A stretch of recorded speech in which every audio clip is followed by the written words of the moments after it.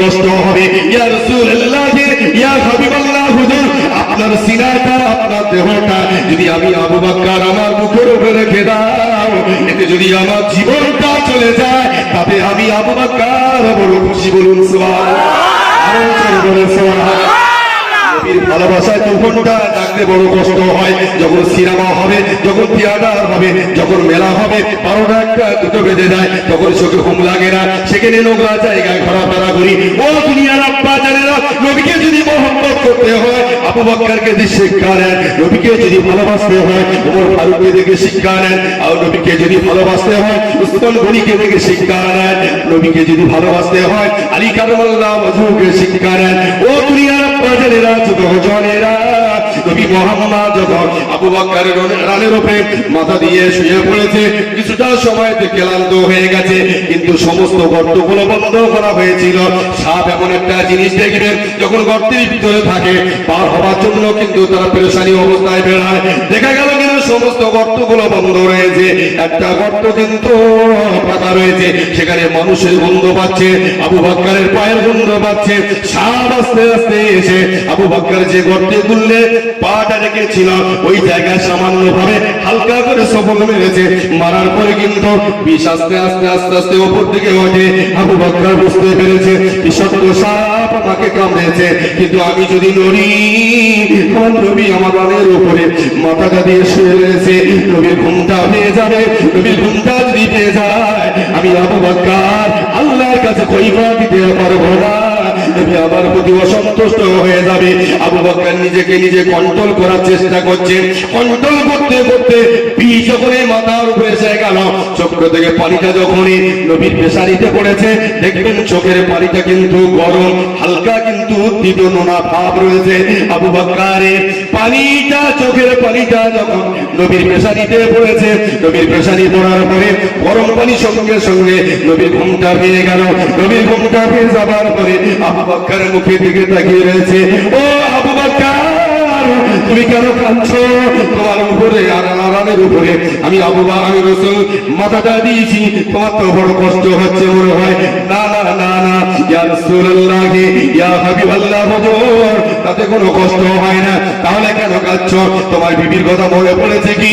তোমার স্বামীর কথা, তোমার আত্মীয় স্বজন বন্ধু বান্ধবের কথা মনে পড়েছে কি? এলাকার কথা মনে পড়েছে কি? এমনি বংশ লোকেদের কথা মনে পড়েছে? ইয়া রাসূলুল্লাহ, ইয়া হাবিবাল্লাহ, হুজুর না, আমার কারোর কথা মনে পড়েনি। আপনি যখন গায়ে শুরু করেছিলেন আমি আবু বকর ভিতরে ঢুকেছি, ঢোকার পরে সমস্ত গর্তগুলো বন্ধ করেছিলাম, একটা গর্ত কিন্তু ফাঁকা ছিল, আমার মাথার পাগড়িটা গুলোয়নি। তাই আপনি যখন গানের সুরের ভিতরে ঢুকেছেন আমি ওই গর্তেতে পায়ের গুলোটা লাগিয়ে দিয়েছি। লাগিয়ে দেওয়ার পরেতে বিষাক্ত একটা সাপ আমাকে কামড় করেছে। কামড় দেওয়ার কারণে বিষটা হালকা উঠছিল। আমি আবু বকর কন্ট্রোল করছিলাম। ইয়া রাসূলুল্লাহ, ইয়া হাবিবাল্লাহ, হুজুর কন্ট্রোল করতে করতে আমি কিন্তু নড়াচড়া করিনি। বিষটা যখন মাথার উপরে উঠে গেছে, চোখ থেকে পানিটা ঝরঝর করে যখনই আপনার পেশানি পড়েছে, আমি আবু বকর বুঝতে পারিনি। বেয়াদবি ক্ষমা করুন, বেয়াদবি ক্ষমা করুন, আমি নিজের ইচ্ছায় আপনার ঘুমটা ভাঙাইনি। আবু বকরের কথাটা শোনার পরে আমার আপনার নবী বলেছিলেন, ও আবু বকর শুনে রেখে দাও, জেনে রেখে দাও, তুমি যখন আমাকে মহব্বত করেছো, আমাকে ভালোবেসেছো, তবে একটু দাঁড়াও, তুমি একটু সরে দাঁড়াও, পাটা বার করে দাও। পাটা হালকা করে বার করলো। নবী মুহাম্মদ হালকা করে জিহ্বাতে থুতোটা নিয়ে আবু বকরের পায়ের গুললে যে জায়গায় সাপটা কামড়েছে সেই জায়গায় সামান্য থুতু নিয়ে নবী মুহাম্মদ যখনই ওই জায়গায় লাগিয়ে দিল, আমার আল্লাহ পাকের হুকুমে সঙ্গে সঙ্গে বিষটা পানি হয়ে গেল। আরে তুই, আরে তুই নবীর মহব্বত করেছিল একদিন, দুদিন, 1 মাস, 2 মাস, কিন্তু যেই বলেছে সঙ্গে সঙ্গে ব্যাস তৈরি হয়ে গেছে। নবীকে ভালোবাসতে পেরেছে। আবু বকরের এক রাতের আমলটা যতটা নেকি এক পাল্লায় যদি দেওয়া হয়, নবী মুহাম্মদ বলেছেন আমার সমস্ত উম্মতদের সারা জীবনের নেকিটা যদি অপর পাল্লায় রেখে দেওয়া হয়, আবু বকরের এক রাতের পাল্লার নেকিটা ভারী হয়ে যাবে। বলে সুবহানাল্লাহ। আবু বকর কতটা মহব্বত করেছে আপনাদের তো বিরক্ত করি নে, আর করবো না, আমার নীতিও নেই, বিরক্ত করি নে। তবে আপনারা খুব সুন্দর পরিবেশে বসে আছেন, ঝিমুচ্ছিলেন, ঘুমুচ্ছিলেন, দেখেছিলেন, ঘোরাঘুরি করছিল, একটা মানুষ ভরে না। এটা আল্লাহকে ভালোবাসেন, নবীকে মহব্বত করেন বলে অন্য কোন জায়গায় ঘোরাফেরা করে না, নিস্তব্ধ ভাবে শুনছে। আর নিস্তব্ধ ভাবে শোনা মানে আল্লাহ বড় খুশি হচ্ছে, ফেরেশতাকে হাজির হয়েছে, দোয়া শেষ হয়ে যাবে, নেকির পাহাড় নিয়ে আল্লাহ পাকের দরবারে পৌঁছে যাবে। বলুন সুবহানাল্লাহ। আল্লাহ বলবে, ফেরেশতা দেখ, তোরা বলেছিলি না আমার বান্দাদের তৈরি করো না, ঠাট্টা পাচা জুলুম করবে, তোমাকে ভুলে যাবে, তোমার হাবিবকে ভুলে যাবে। দেখ, সঙ্গে সঙ্গে ফেরেশতারা বলে, সত্যি আল্লাহ, আপনার বান্দারা কিন্তু সত্যি আপনাকে মহব্বত করে, আপনার হাবিবকে ভালোবাসে, কবরকে ভয় করে, জাহান্নামকে ভয় করে, জান্নাতের আশা করে। ফেরেশতা, তোরা যখন বলছিস আমি আল্লাহ তোদের সাক্ষী রেখে যে সমস্ত বান্দা বান্দিরা ছেলে মেয়েরা জলসা শুনেছে, 11ই ফাল্গুন দিবাগত রাতে গভীর রাত পর্যন্ত আমি আল্লাহ সাক্ষী রাখলাম, তোদেরকে নিয়ে তাদের মরার পরে কবর থেকে নিয়ে সমস্ত মঞ্জিলগুলো আমি আল্লাহ আসানের সঙ্গে পার করে দেবো। হবে না? বলুন সুবহানাল্লাহ। এই একবার সুবহানাল্লাহ বলবে, আমি গল্প করি না, গল্প করার নীতি নেই। একবার সুবহানাল্লাহ বলবে। এখানে কতজনের নাম রয়েছে কম বেশি, আমার কিন্তু 100 জনের নাম মুখস্থ আছে, বলছি না। একজন করে, দুজন করে, তিনজন করে, চারজন করে সবার নামটা খাতায় লিখে দেওয়া হবে। লিখে দেওয়ার পরে মরে যাওয়ার পরে সোজা জান্নাতে চলে যাবে। বললে সুবহানাল্লাহ। সোজা কোথায়? নামাজ পড়তে হবে না তা? খুব খুশি বলে ইতি একবার যদি বা সুবহানাল্লাহ বলে দিই, একবার জাগি সোজা জান্নাত। জান্নাত নানির গল ভাল না, সোজা ঢুকে বলুন। তবে এতটুকু বলতে পারি, জেগেছে আল্লাহ ইচ্ছা করলে গুনাহগার বান্দাদেরকে আল্লাহ পাকের জান্নাত দিতে পারেন। বলুন সুবহানাল্লাহ। কতটা খাতুনে জান্নাত। আমি লম্বা চড়া করবো, কটা বাজে দেখি জানি বুঝতে পারি, ঘড়ি আমার কাছে কটা বাজে, ও সব মাস আর বেশি করবো না গো, এসব ঘুমোচ্ছে দেখি, কিন্তু চোখ দেখো, কুতুবুদ্দিন চোখ দেখো, ঘুমোচ্ছে। আচ্ছা, একটা মানুষ ঘুমোচ্ছে কি? হাত তুলুন তো। বাচ্চা ছেলেগুলো কত সুন্দর। আচ্ছা, আপনাদের অসুবিধা হচ্ছে কি? 10 মিনিট পরে ক্যাম্প করতে দেওয়া করতে নাকি একটু বলি। একবার বলুন, শরীফ আল্লাহুম্মা সাল্লি আলা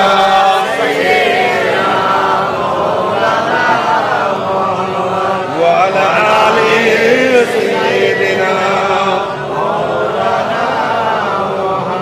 ইসো প্রেমী জুলাইখা, ইসো প্রেমী জুলাইখা, রাসূল পাগল খাদিজা, সেই আশিকে মুসলিম পাগল, দরুদ পড়ুন মুস্তাফা আল্লাহুম্মা সাল্লি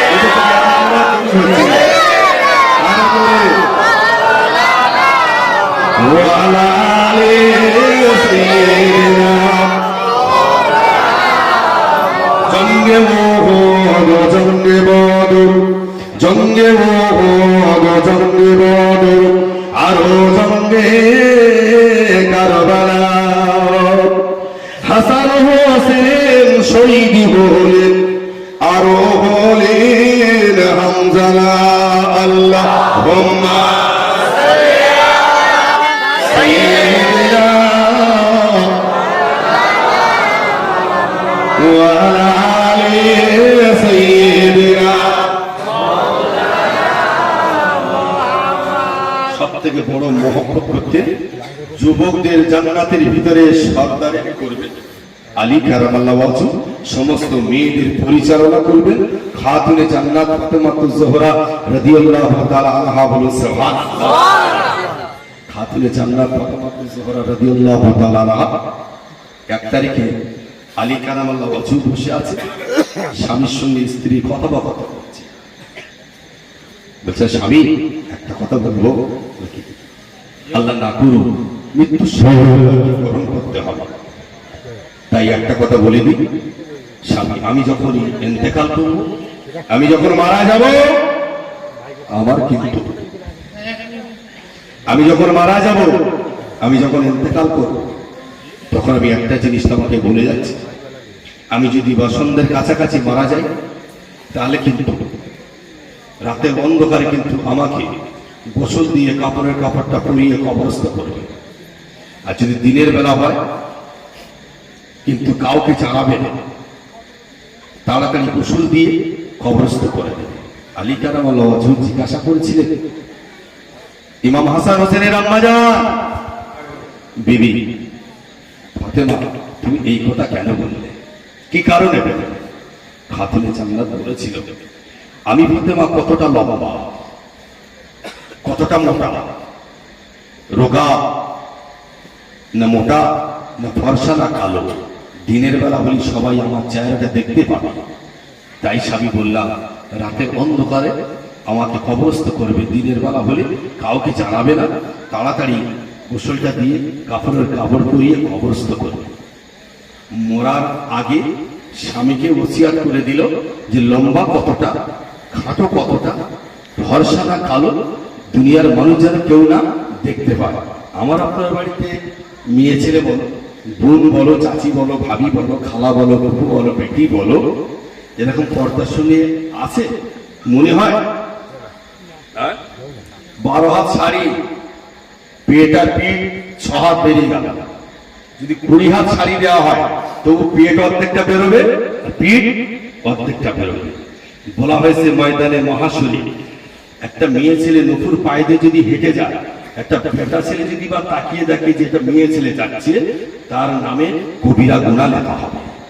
ওই মেয়েটা যদি ওই অবস্থায় মারা যায়, ময়দানে মহাশরী সোজা আল্লাহ পাক জাহান্নামে দিয়ে দেবে, কোনো হিসাব হবে না।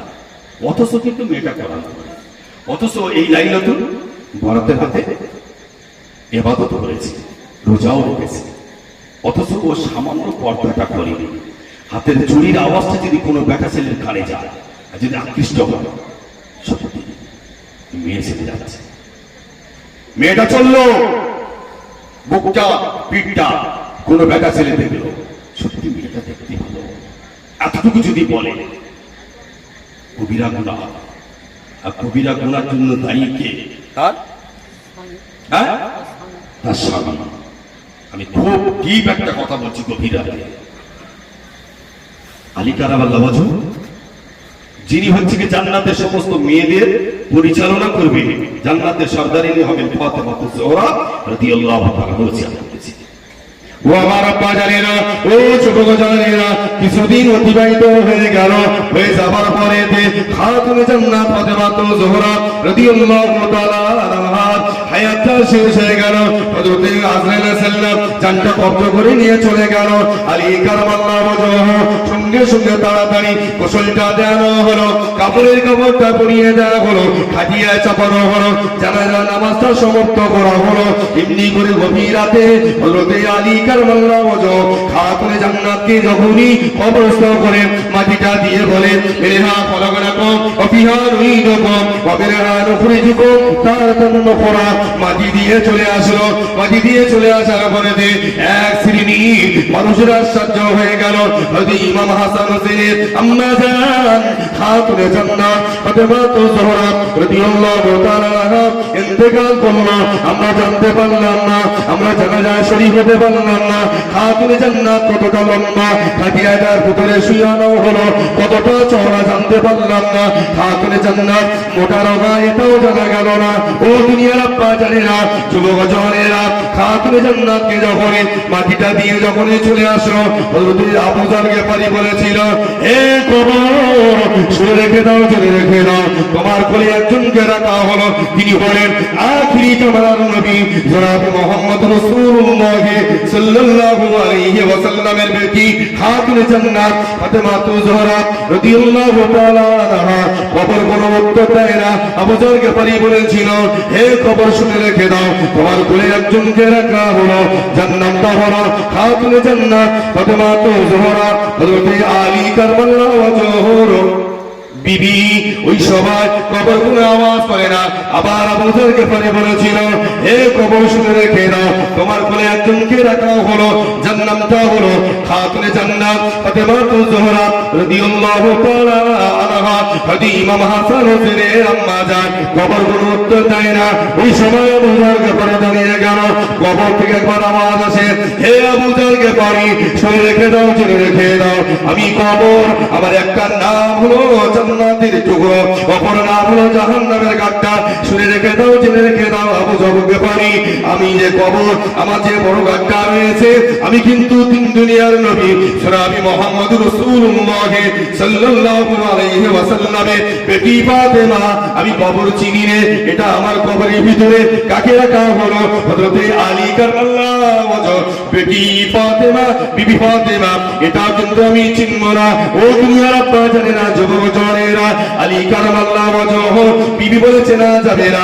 কবর থেকে আওয়াজ আসে, হে আবু যর গিফারি শুনে রেখে দাও, জেনে রেখে দাও, আমার কোলে কিন্তু হযরত ইমাম হাসান হোসেনের আম্মা জানকে রাখা হলো, আমি কিন্তু কবরটা চিনব না, আমি কবর চিনব যার ভিতরে নেক আমল রয়েছে, যার ভিতরে পবিত্র মাহে রমজানে রোজা রয়েছে, যার ভিতরে হালাল রয়েছে, যার ভিতরে শরীয়ত রয়েছে, আমি কবরটাকে আহ্বান করে কবর